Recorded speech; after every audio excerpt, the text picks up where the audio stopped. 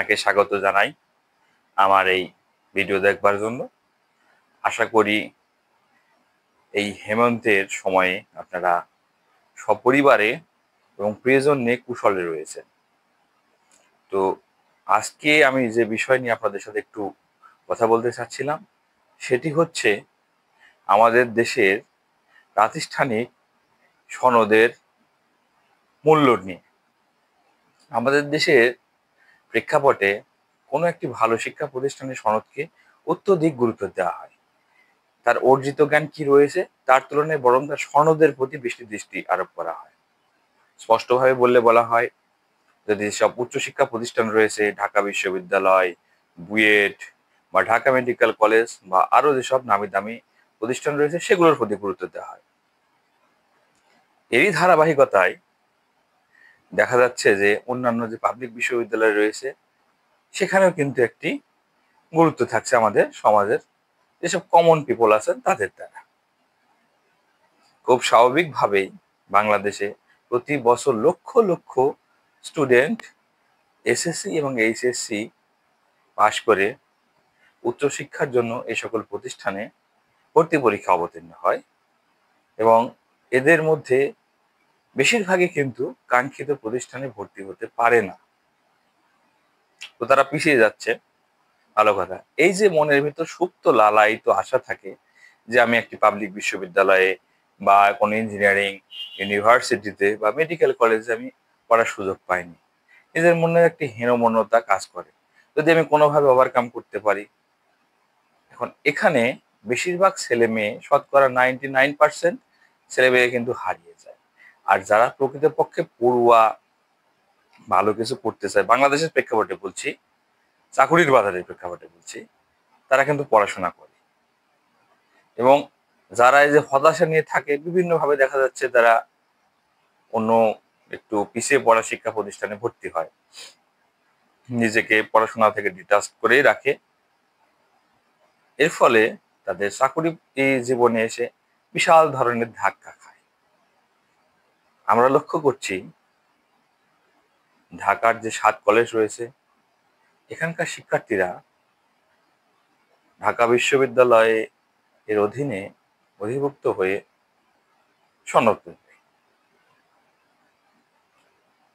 কিন্তু নানা সমস্যার কারণে তারা এখানে আর থাকতে চাচ্ছে না। তারা নিজেরাই একটি বিশ্ববিদ্যালয়ের ছাত্রছাত্রী হওয়ার ইচ্ছুক। সরকার তাদের দাবির বিষয়ে সেন্ট্রাল ইউনিভার্সিটি নামে একটি বিশ্ববিদ্যালয় প্রতিষ্ঠার উদ্যোগ নিয়েছে। তো আমার কথা হচ্ছে যে ইউনিভার্সিটির যে সনদ, এর মানেই কি আমি বিশাল জ্ঞানী হয়ে যাব? না, কখনোই না। আপনার আমার অর্জিত যে জ্ঞান রয়েছে সেই জ্ঞান সনদ দিয়ে সবসময় যাচাই করা যায় না। আপনি যদি রবীন্দ্রনাথ, নজরুল, রাহুল সংস্কৃতায়ন বা আরজালি মাতুব্বর, এরকম অনেক ব্যক্তি রয়েছেন পৃথিবীর ইতিহাসে, আমরা আমাদের দেশের প্রেক্ষাপটে বলছি, তো এই ভদ্রলোকগুলোর প্রাতিষ্ঠানিক কিন্তু ডিগ্রি সেভাবে ছিল না, কিন্তু তাদের নিয়ে পিএইচডি করা হচ্ছে, তাদের লাইফ নিয়ে তারা উঠে গেছে এক অনন্য উচ্চতায়। চাকুরির ক্ষেত্রে যেটা বলছি, বিশেষ করে চাকুরির বিসিএস, ব্যাংক বা আমাদের দেশে আরো যে সকল চাকুরি রয়েছে, দ্বিতীয় শ্রেণী, তৃতীয় শ্রেণী, চতুর্থ শ্রেণীর চাকরিতেও এই সকল ছেলেমেয়েরা অবতীর্ণ হতে চায় বা হবে। আমার একেবারে কাছে থেকে দেখা, খুবই কাছে থেকে দেখা, আপনারা জানেন আমাদের দেশে যে বিআইটি ছিল, রাজশাহীতে একটি বিআইটি ছিল, খুলনায়, চিটাগঙ্গে, এই সকল বিআইটিকে বিশ্ববিদ্যালয়ে পরিণত করা হলো। রুয়েট, সুয়েট, কুয়েট, এর বাইরে বর্তমানেও ইঞ্জিনিয়ারিং বেশ কিছু কলেজ রয়েছে। তো এই ইঞ্জিনিয়ারিং কলেজ থেকে আমার ব্যাচে 35তম বিসিএসে ইঞ্জিনিয়ারিং যে টেকনিক্যাল ক্যাডার রয়েছে সেখানে কিন্তু চাকরি পেয়েছেন এমন লোক আছে, একাধিকই আছেন, প্রতি বছরই পাচ্ছেন। অথচ আপনি দেখবেন বুয়েট পাশ করা ছেলে কিন্তু প্রিলিমিনারিতে পাশ করে না। তাহলে যে ছেলেটি চাকরি পাচ্ছে বিসিএস তার অবশ্যই কোয়ালিফিকেশন আছে এবং কোয়ালিফাইড। আমি একেবারে আমার কাছে থেকে দেখা, আপনারা জানেন 2001 সালে এসএসসিতে জিপিএ আনা হলো। তার আগে বোর্ড স্ট্যান্ডের ব্যবস্থা ছিল। তো বোর্ড স্ট্যান্ড করা এক শ্রদ্ধেয় বড় ভাই, উনি বুয়েটের ছাত্র। যা হোক, উনি বাংলাদেশ ব্যাংকের যে সহকারী পরিচালক সে পরীক্ষা দিয়েছেন। উনি সেখানে কিন্তু অবতীর্ণ পাশ করতে কিন্তু পারেন না, প্রিলিমিনারিতেই কিন্তু কোয়ালিফাই হতে পারেন নাই। পরবর্তীতে একটি প্রতিষ্ঠানে কাজ করছেন। অথচ আপনারা দেখে থাকবেন যারা সোশ্যাল মিডিয়ায় থাকেন বা পেপার পত্রিকা পড়েন, একেবারে কুমিল্লার ভিক্টোরিয়া কলেজ থেকে আরো অনেক ছেলেপেলে ডিগ্রি পাশ করা পাবেন বা জাতীয় বিশ্ববিদ্যালয়ে পড়ায় পাবেন, যাদেরকে দেখলে সমাজ সজাগতায় নাক ছিটকায়। সেখান থেকে কিন্তু তারা ভালো করছে, বাংলাদেশ ব্যাংকের সহকারী পরিচালক পদে নিযুক্ত হয়েছে। ডিগ্রি পাশ করে এক ছেলে, রাজশাহী কলেজের স্টুডেন্ট, সে পলিটিক্যাল সায়েন্সে মাস্টার্স করেছে, যা হোক পরের বিষয়, সে কিন্তু অ্যাডমিন ক্যাডারে চাকরি পেয়েছে। সে পড়াশোনা করছে, পরিশ্রম করছে, পেয়েছে।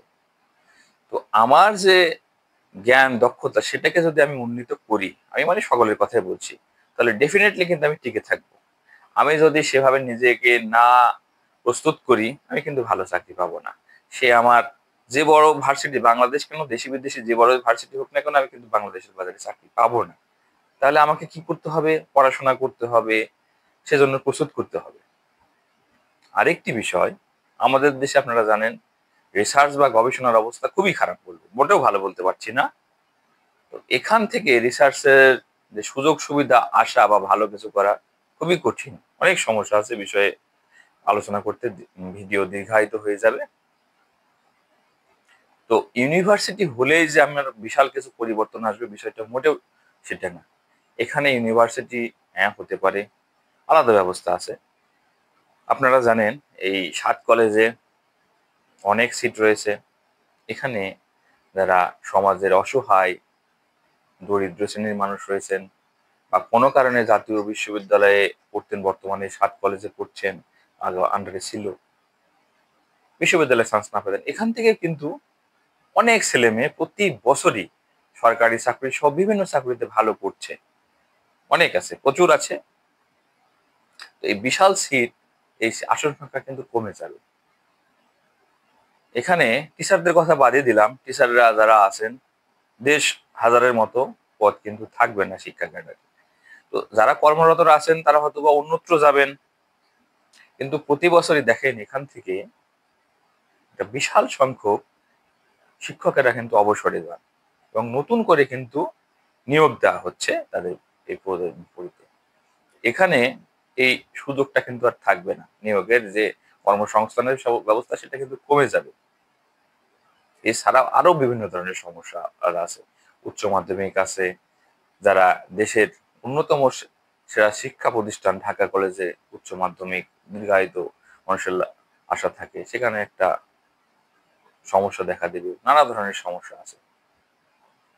আমরা সকল শিক্ষার্থীর কল্যাণ চাই, তারা ভালো করুক, পড়াশোনা করুক, কিন্তু যে সনদের প্রতি যে গুরুত্ব, এটা দেওয়ার মনে হয় না অতটা ঠিক। পড়াশোনা করতে হবে, গবেষণা করতে হবে, তবে এগিয়ে যাওয়া সম্ভব। আদারওয়াইজ এই সার্টিফিকেট ধুয়ে পানি খেয়ে কিন্তু আমরা কিছুই করতে পারবো না। প্রতি বছরই আপনারা দেখে থাকবেন বড় বড় প্রতিষ্ঠান থেকে ভালো পর্যায়ে দিতে পারে না। অনেক সংখ্যক ছেলে মেয়ে রয়েছে, অনেক অনেক ইউজ ইউজ, অথচ এই নামি দামি প্রতিষ্ঠানের বাইরেও কিন্তু ছেলেমেয়েরা ভালো করছে। ওদের পড়াশোনা, অধ্যবসায় সবই সম্ভব। সেজন্য বলবো, সনদের চেয়ে বেশিরভাগ গুরুত্ব দিতে হবে পড়াশোনাকে। পড়াশোনা করুন, ভালো চাকরি পাবেন, কনফার্ম পাবেন। দেশে বিদেশে অনেক স্কোপ আছে। আর সার্টিফিকেট নিয়ে আত্মগরিমা, আত্ম অহংকার করে কোনো কিছু হবে না।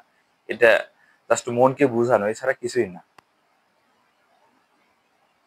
ভালো কিছু করার ইচ্ছা থাকলে এখান থেকে করতে পারবেন। ধন্যবাদ, সবাই ভালো থাকবেন, সবার জন্য শুভকামনা।